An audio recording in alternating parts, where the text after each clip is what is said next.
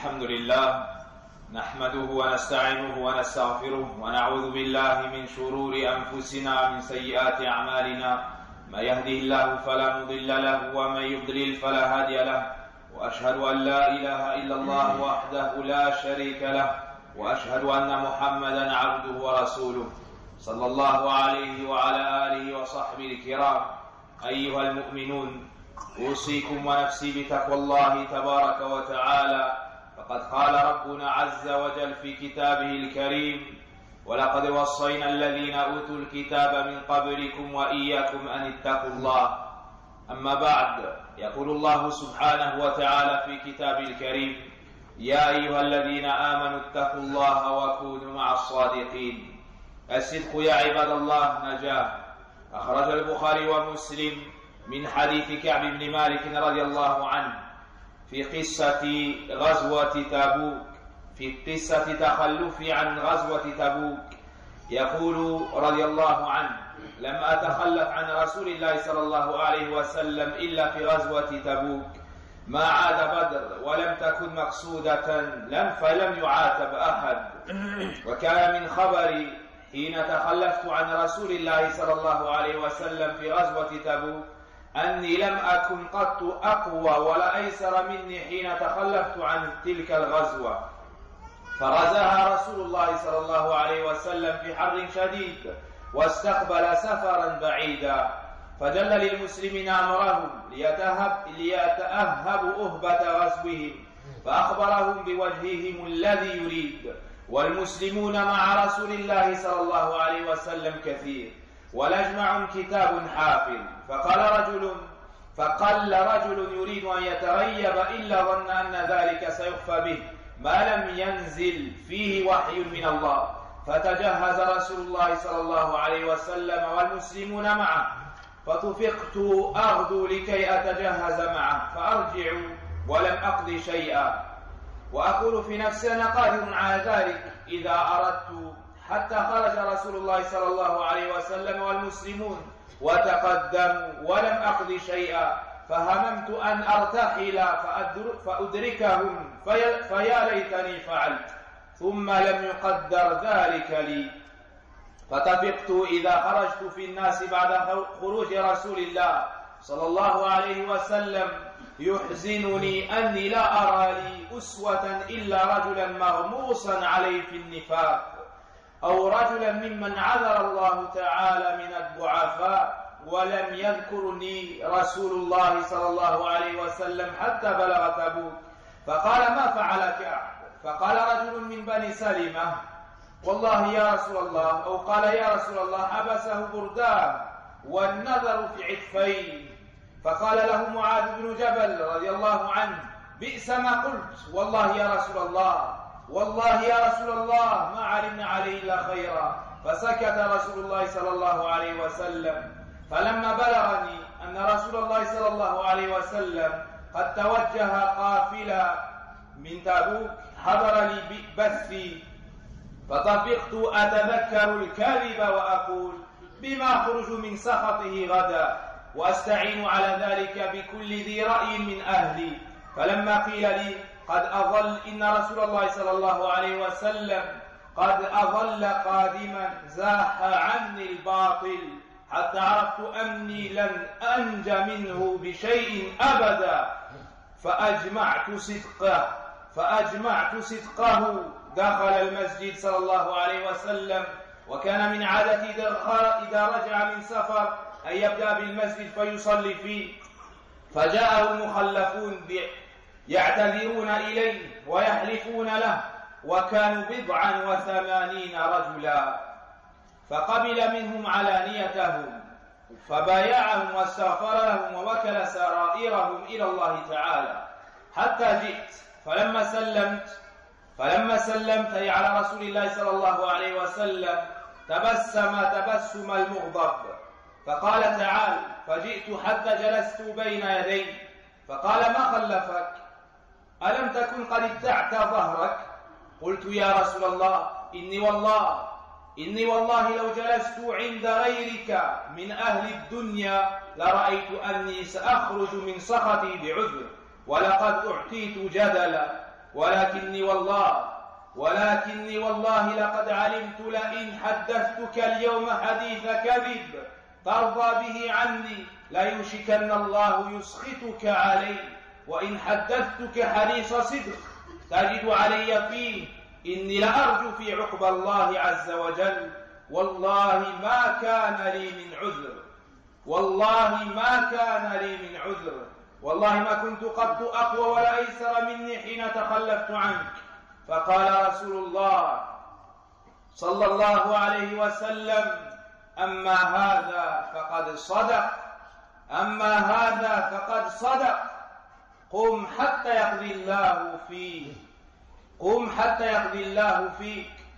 وسار رجال من بني سلمة فاتبعوني فقالوا لي: والله ما علمناك أذنبت ذنبا قبل هذا، لقد عجزت في ألا تكون عذرت إلى رسول الله صلى الله عليه وسلم بما عذر إليه مخلفون، فقد كان كافيك ذنبك استغفار رسول الله صلى الله عليه وسلم لك. فوالله ما زالوا يؤنبونني حتى أردت أن أرجع إلى رسول الله صلى الله عليه وسلم فأكذب نفسي. ولقي مثل ذلك مرارة بن ربيع وهلال بن أمية، رجلان صالحان شهد بدرا. نهى رسول الله صلى الله عليه وسلم الناس عن كلامنا فاجتنب الناس حتى تنكرت لي في نفسي الأرض، فما هي الأرض التي أعرف؟ فلبثنا على ذلك 50 ليلة.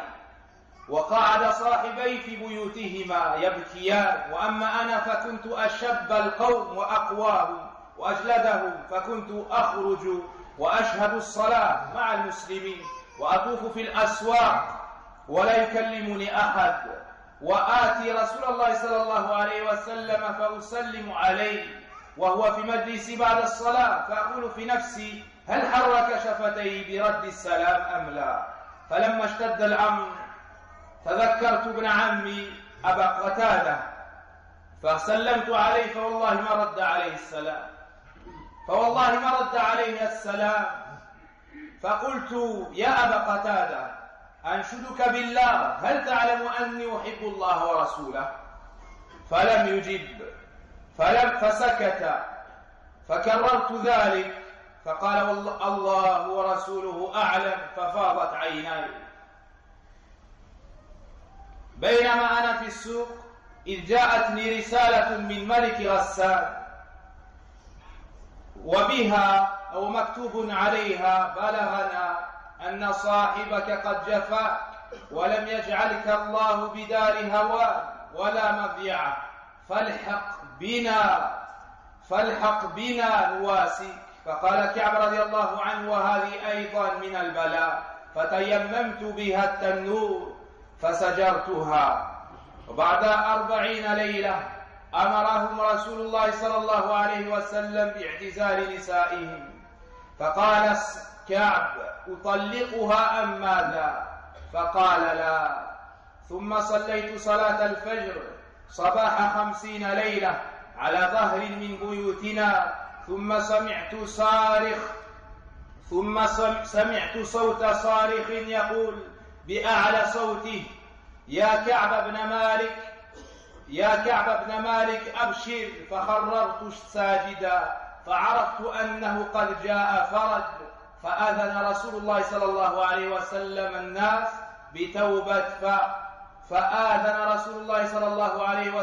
الناس بتوبة الله عز وجل علينا حين صلى صلاة الفجر، فذهب الناس يبشروننا، فذهب قبل صاحبي مبشرون. فهكذا فرج الله سبحانه وتعالى عن كعب بن مالك وصاحبيه بصدقه في الحديث، بصدقه مع الله رب العالمين، ثم بصدقه مع رسول الله الآمين عليه الصلاة والسلام، والحمد لله.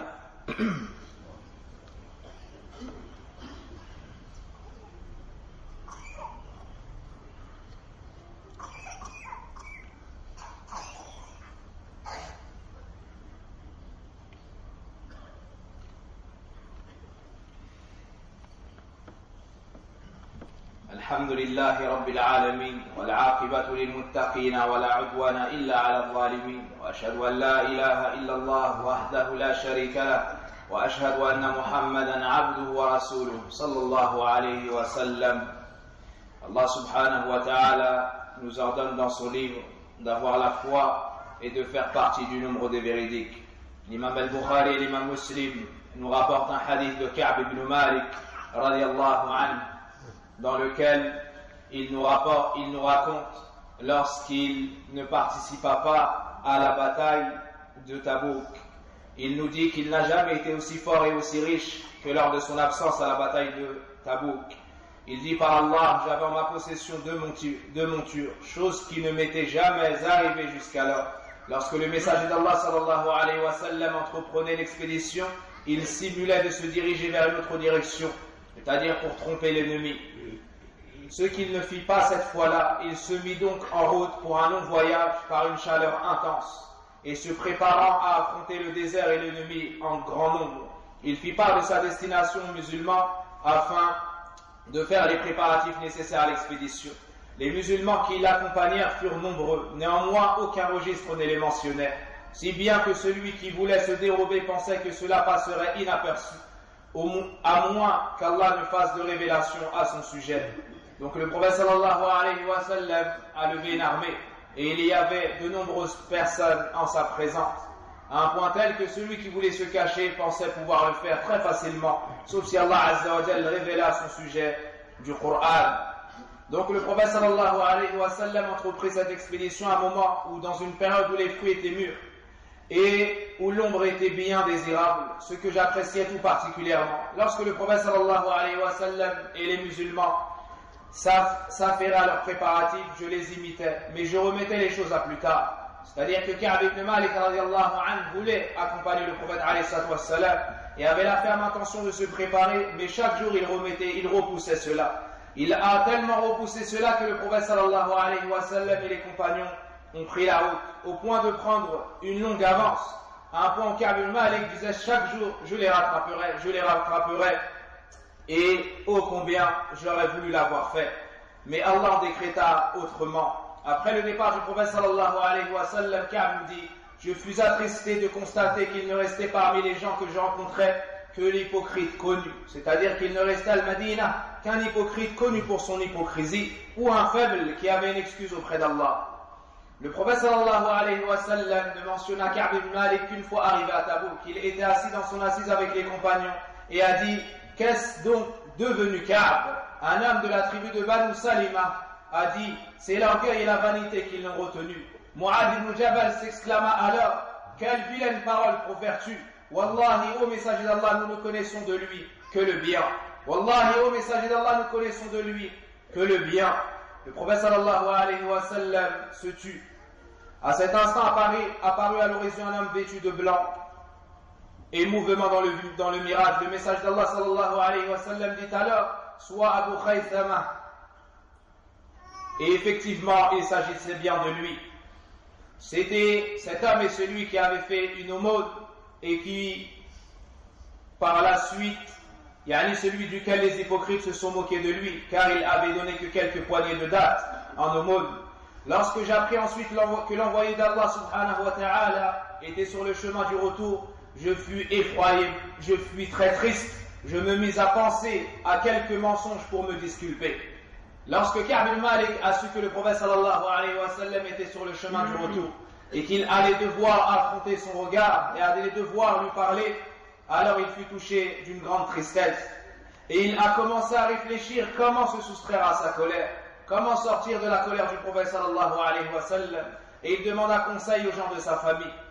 Puis lorsqu'il sut que le prophète sallallahu alayhi wa sallam était très proche, il nous dit: à cet instant toute idée de mensonge se dissipa et je sus que rien ne pouvait me sauver de son courroux, de sa colère, et je me résignai alors à lui dire la vérité. Car Ibn Malik nous dit: j'ai réuni en moi toute ma véracité afin d'être véridique avec le prophète sallallahu alayhi wa sallam. Le lendemain matin, il était de retour et se dirigea directement à la mosquée comme il avait l'habitude de le faire lorsqu'il rentrait de voyage. Il accomplissait 2 unités de prière et il prenait place pour accueillir les gens. C'est alors que vinrent à lui ceux qui ne l'avaient pas suivi pour présenter leurs excuses. Ceux qui n'avaient pas participé à cette bataille, parmi les hypocrites et d'autres, sont venus voir le prophète sallallahu alayhi wa sallam et s'excuser et jurer de leur bonne foi.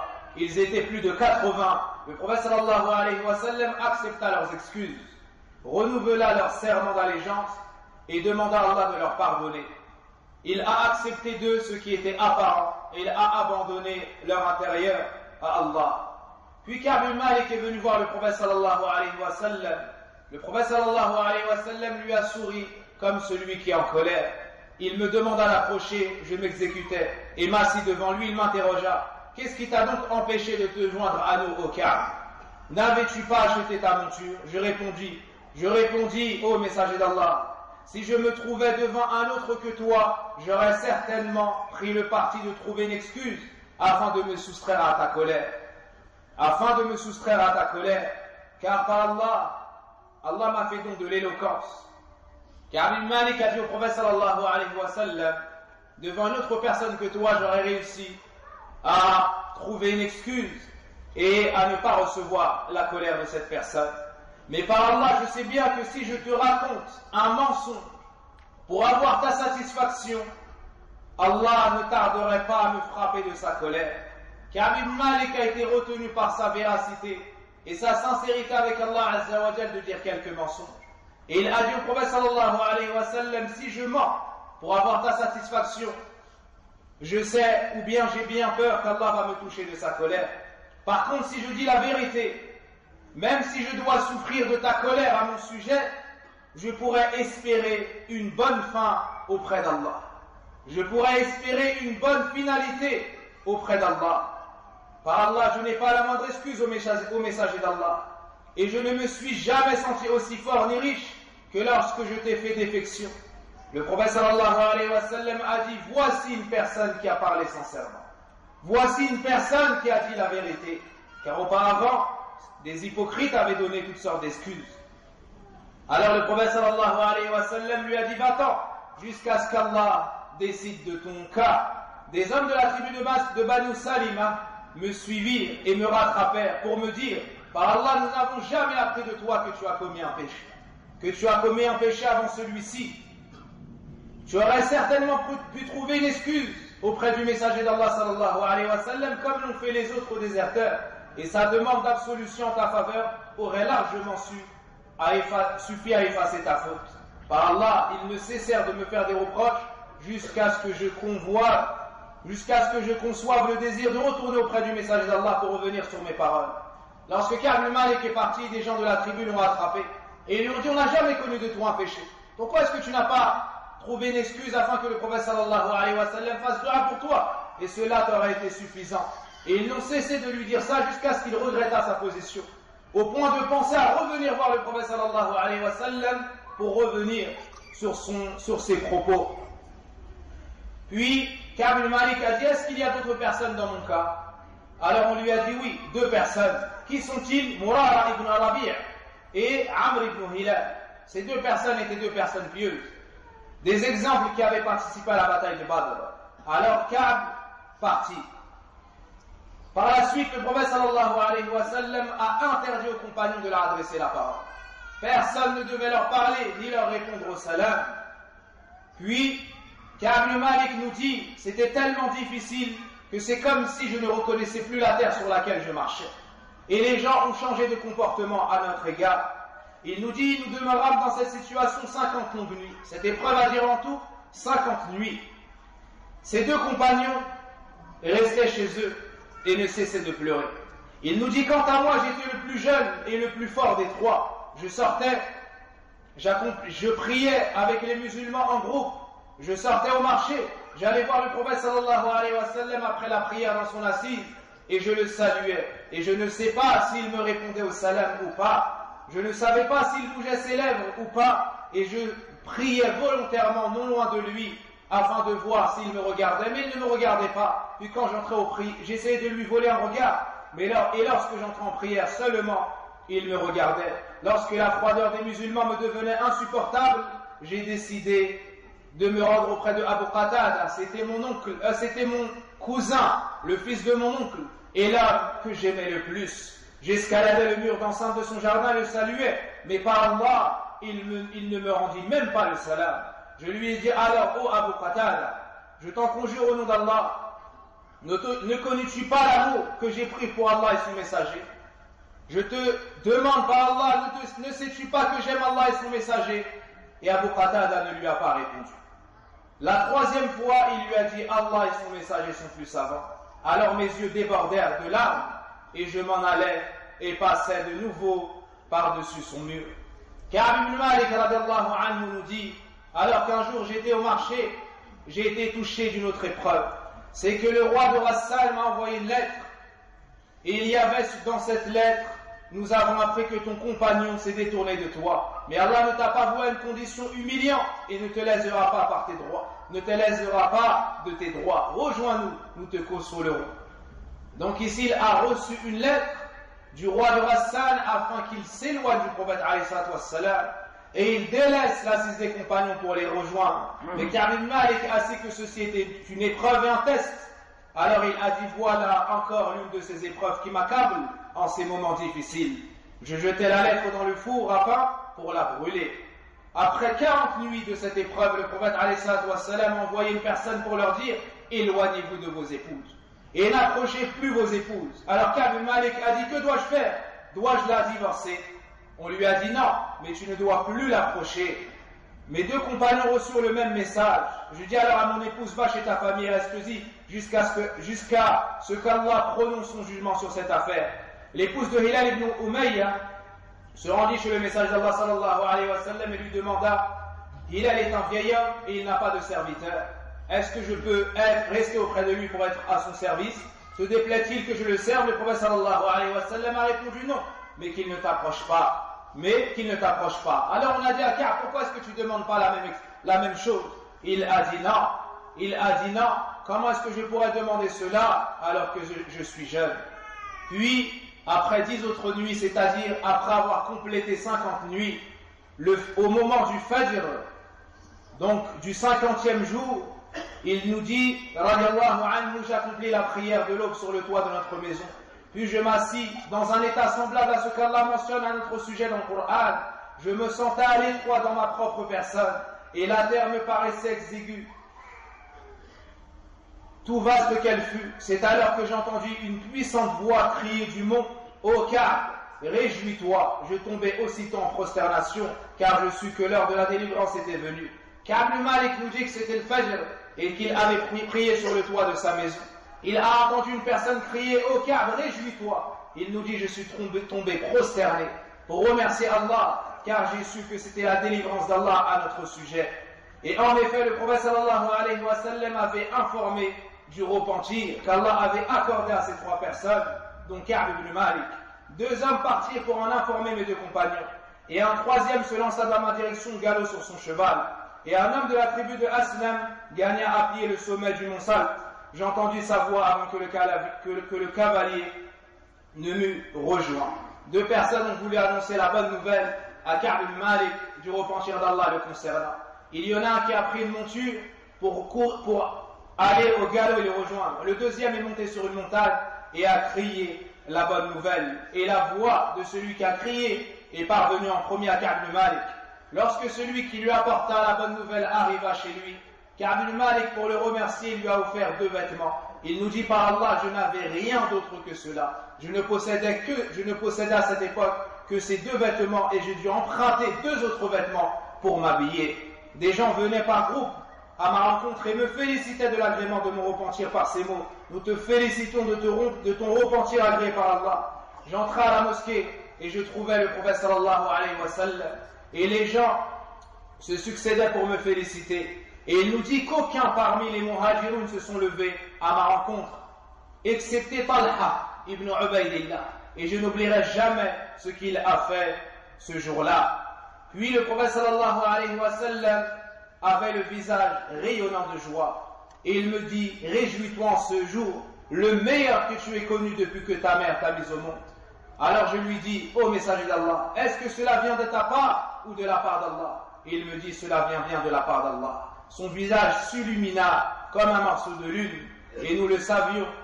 Cela se produisait lorsqu'il était heureux. Une fois assis devant lui, je lui dis: ô messager d'Allah, mon repentir exige que je fasse l'aumône de tous mes biens pour Allah. Il était tellement content qu'il a dit: je donne tous mes biens pour Allah et son messager. Le prophète sallallahu alayhi wa sallam m'a dit: garde-en une partie, cela vaut mieux pour toi. Je gardais donc ma part du butin de Khaybar et j'ajoutais: ô messager d'Allah, c'est grâce à la vérité de mes propos qu'Allah m'a sauvé et m'a accordé ce repentir. Alors je fais l'engagement de toujours dire la vérité tant que je serai en vie. Je prends l'engagement de toujours dire la vérité tant que je vivrai. Et depuis ce jour, je n'ai pas connu un seul musulman qu'Allah ait accordé la grâce d'être plus sincère que moi, d'être plus véridique que ma personne. Je n'ai depuis ce jour jamais menti intentionnellement et j'espère qu'Allah me préservera du mensonge pour le reste de ma vie. Et Allah tabaraka wa ta'ala a révélé du Coran concernant ces personnes-là. Il leur a accordé ce repentir et a ordonné de faire partie des véridiques. Ka'b Malik ajouta: par Allah, après m'avoir guidé à l'islam, Allah ne m'a jamais accordé une plus grande faveur que le fait d'avoir dit la vérité au messager d'Allah sallallahu alayhi wa sallam. Certains mensonges auraient causé ma perte, comme ce fut le cas de ceux qui avaient menti avant moi, comme ce fut le cas de ceux qui avaient menti avant moi. On médite ce hadith, ce grand hadith que Ka'b Malik nous rapporte lui-même et qu'il a raconté à son fils après avoir été touché par la cécité. Lorsqu'il est devenu aveugle, son fils Abdullah, si mes souvenirs sont bons, le conduisait. Et Ka'b Malik lui a raconté cette histoire dans laquelle il a été véridique, et n'a pas suivi l'exemple des hypocrites. Et voyez bien ici comment Allah Azza wa Jalla l'a sauvé par cette véracité. Après l'avoir éprouvé durant 50 jours, Allah Tabaraka wa Ta'ala fait l'éloge de Ka'b Malik dans le Coran avec ses deux compagnons et leur a accordé ce repentir. Donc la véracité des propos et le fait d'être toujours véridique et le salut dans ce bas monde et dans l'au-delà. Et nous demandons à Allah Azza wa Jalla de nous joindre au nombre des croyants et des véridiques.